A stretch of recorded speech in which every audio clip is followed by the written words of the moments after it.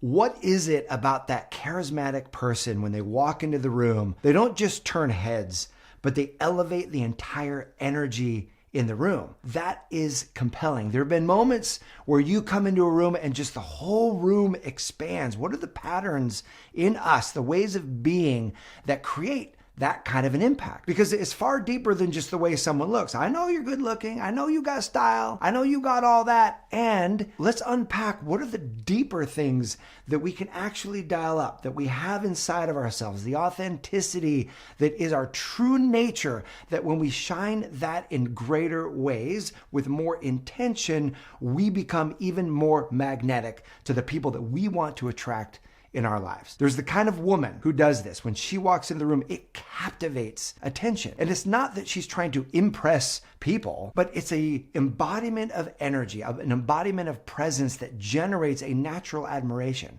without demanding attention. Men notice this instantly when a woman has this kind of rare quality. So today, let's unpack, let's explore what these hidden habits are that make you truly classy in your power, not just in appearance, but in the way that you carry yourself, the way that you respond to the world, the way that you attract high quality relationships with more ease and more grace. So if you are ready to embody even more of your authentic power, the authentic power you naturally have, let's dive in right now. Number one, the version of the woman who is irresistible is intentional in wanting to give versus get. You see, the classy woman decides in advance how she wants to show up in any kind of environment. And then she aligns her energy with that outcome, the version of the being that she wants to be in whatever situation that she's in. And she sets an intention that she's going to be in a person of increase rather than seeking to get from others. What can I get from others? What can others give me? What kind of experience do I want to have, instead of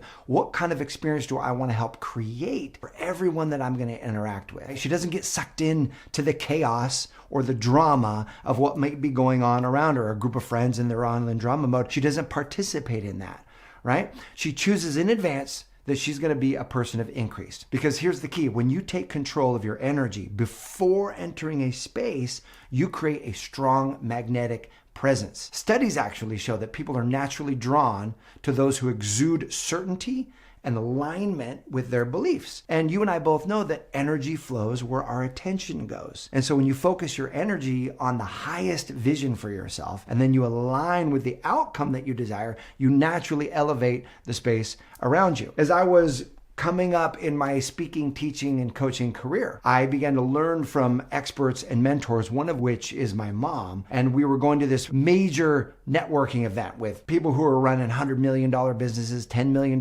businesses. We weren't even doing $1 million in our business yet. And I remember going to this networking event. We put a lot of money down for this networking event. My natural thought process in that mode was, what can I create from this? What am I going to get? What am I going to glean? The day before we were heading out, we were having a mastermind, my mom and I, and she goes, okay, so the question is, what are we going to give at this networking event? And it was so stark because it was a direct contrast to the way that I was thinking in my young entrepreneurial experience.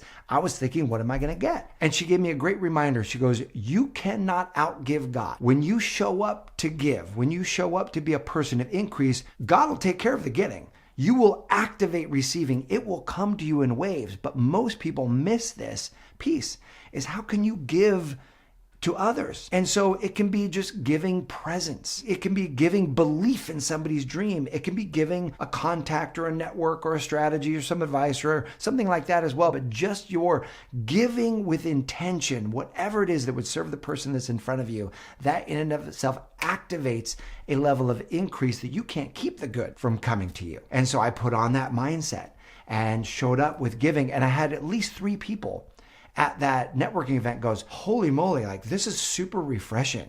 Everybody's always like out for themselves and what can I get? And what, like you're literally genuinely asking how you can help and offering me resources. Like, I love that.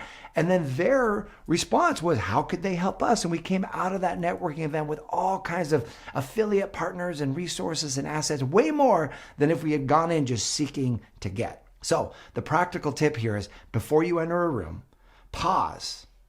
Take a breath, set an intention. How do you want to feel at the end of this networking event? And then what energy do you want to bring and contribute to then create that outcome that you're envisioning? Breathe deeply, visualize this, visualize yourself embodying this energy. You're priming your mind, you're priming your energy, and you can watch how this shifts the interactions that you have with others and the way other people respond to you. So that intention, how do I want to feel? What energy do I want to bring?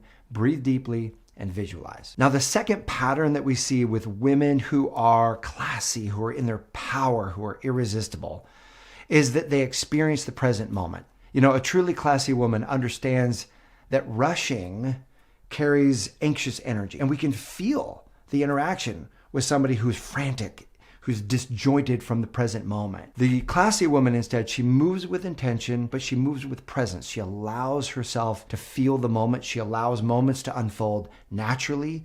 She feels into the presence of somebody that she's with. You can feel her full awareness with you. And when someone is fully present, it increases trust.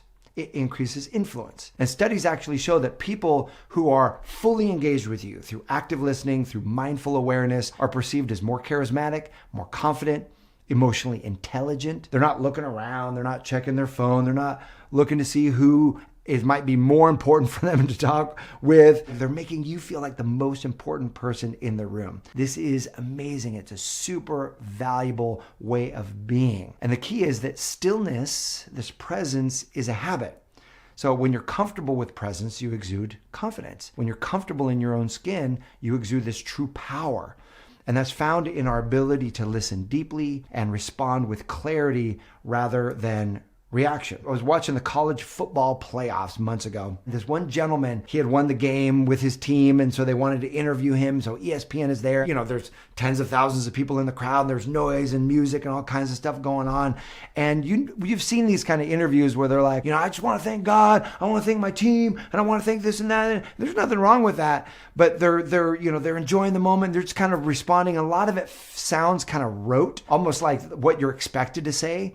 This young man, probably between 21, 22 years old, the ESPN announcer gave him the microphone, said, "Hey, tell me, what was it about this game?" And he paused and he looked around.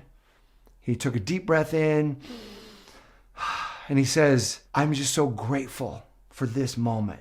And you could feel him soaking in the moment. And then he was very present with the interviewer. She asked the next question and he took his time and he answered. And my buddy and I were watching this and he turns to me and he goes, "Is that not the most present man you have ever seen in one of these post-game interviews?" And I was like, that was amazing. So what was it that grabbed our attention? What was it that set him apart above everybody else? It was presence. So often we feel like we have to rush the moment. So the next time you're in a conversation, resist the urge to over-explain or nervously chatter and just kind of fill space or say what you think other people want to hear, but instead be calm, be present, take a breath, be deliberate in your eye contact. Give that person your full presence. Avoid scanning, multitasking, and just see what comes through and speak whatever it is that's coming through. Men find this incredibly intriguing because, of course, it signals self-assurance. Of course, it signals confidence. It signals deep emotional intelligence, and that's what people are wanting in themselves and they seek from others as well. The third pattern of someone who generates this sort of classy, powerful energy is that she practices high-value self-care. We're not just talking about bubble baths and facials and pedicures and all of that. Those are great. Those are great, and those qualify as self-care. But what we're talking about is the classy woman invests in herself, in her mind, in her body, and in her spirit consistently. We are all drawn to people who radiate self-worth because we all want self-worth. And when you prioritize yourself, you send a subconscious message to others that I value me, and so therefore you should value me too. I am a high-value individual. And we love individuals who love themselves because we all have a desire to love ourselves as well. The truth is, you can't pour from an empty cup. None of us can pour if our own cup is empty. And so when you take care of yourself, you have more love to give. You have more energy to give. You have more wisdom to share with others, and you carve out meditation time, carve out reading time, invest in programs of growth and study and support. You make yourself even more magnetic. I remember I love masterminds and networking events, and I love surrounding myself with people. It's one of the ways I pour into myself. High achieving, deep-minded, spiritually centered individuals. So I was at this one particular mastermind, and we all went out to dinner and having a good time. And a group of people were saying, hey, we're going to go out and do this next thing. Do you guys want to go? Everybody was like, yeah, I want to go. And then there was a woman next to me who I really admired, her level of self-respect, her level of success in the world, just the command that she had of her own knowledge of her own emotional state. And I remember she kind of took a deep breath and she goes, I'm kind of feeling what would nurture me the most right now is actually just to go back to my hotel, relax and take a bath, and I'll catch you guys up tomorrow. I'll see you guys in session. And there was a part of me that wanted to do that too. I was a little bit split. I want to hang out with everybody and I wanted to go back. And as I checked in, I realized, the part of me that wants to just chill out in the hotel room is stronger. And so I gave myself that permission, but it was led by her willingness to own what it is that she really wanted to do. Self-care helped give me permission to that. And I always remember admiring that about her and her willingness to do self-care. It naturally generates a valuing of this person because they value themselves. So my encouragement is to create a weekly ritual for yourself, whether it's reading or journaling or meditating or a gratitude practice or moving your body, going to yoga, something that feels really, really good. You probably already have a great ritual, but prioritizing it, making sure that you keep it, making sure it's for yourself, and recognizing that's not selfish.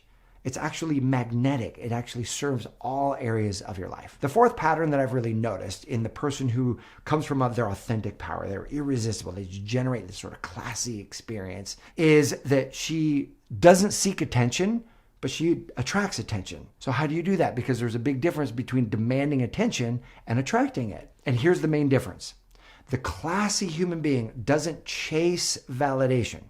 She embodies authenticity and the courage to be her full self. The courage to be our full, authentic self. That's what draws in others naturally. Why? Because others resonate with that, because we all have the desire to be our full, true selves. Brené Brown talks a lot about authenticity, and I love her writings. I love her teachings. Authenticity is the courage to speak what it is you're thinking, to feel what you're feeling, to acknowledge your own state of being, regardless of the opinion or approval of others. So how are you being authentically true to yourself? My wife is amazingly powerful, amazing, classy, amazing. We had a really funny moment because we all, we all do want to be validated. We all do want attention. And so we went snowboarding this last weekend. She did so great, and her skills went to a whole nother level. So at the end of the day, and I was giving her kudos kind of throughout the day, but at the end of the day, she turns to me and she goes, babe, you are doing amazing. You are doing great. And I didn't expect that, but I was like, great, hey, thank you so much.